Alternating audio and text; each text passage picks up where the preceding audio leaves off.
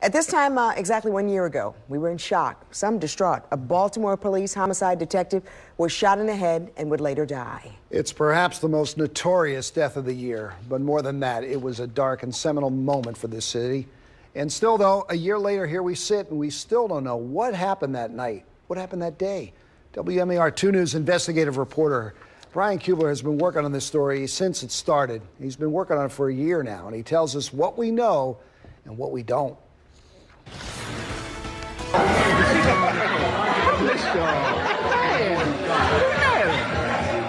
This is Sean Suter, not the detective, not the cop, just a husband acting funny just days before his death.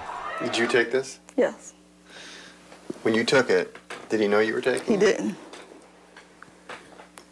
So why'd you take it? Or like tell me like because he just so goofy. So I just caught him. It's the last moment between husband and wife, a moment memorialized in the last text exchange on Nicole Suter's phone. It is just about the only thing that still brings a smile to her face after a year she described to us last month has been total hell.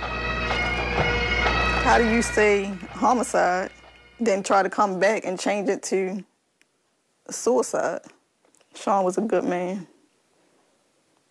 And for people to try to tear his legacy down like that, it hurts.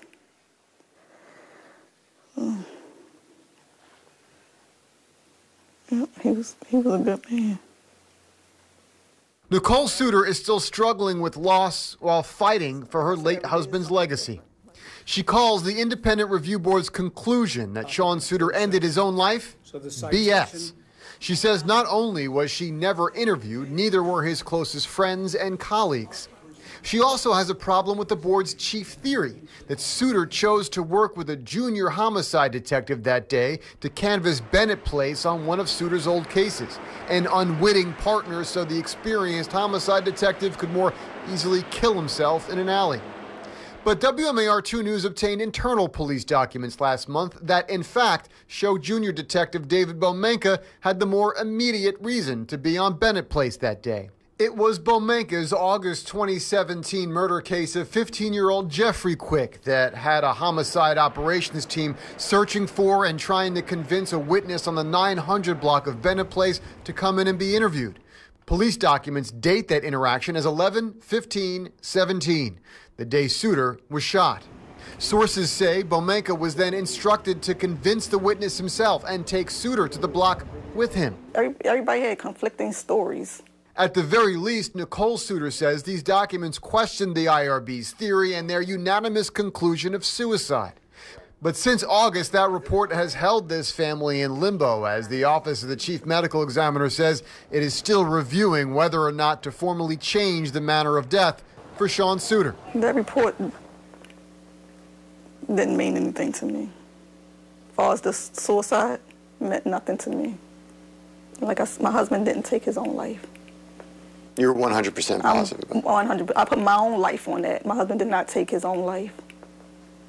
And so, draped in Justice for Sean Suter t-shirts, this family leans into the year mark with no concrete answers, hoping to beat back this suicide theory and push the Baltimore Police Department to find the suspect Nicole says murdered her husband a year ago. And so, on this year mark of the shooting of Sean Suter, the Office of the Chief Medical Examiner says the manner in which he died is still, quote, under review.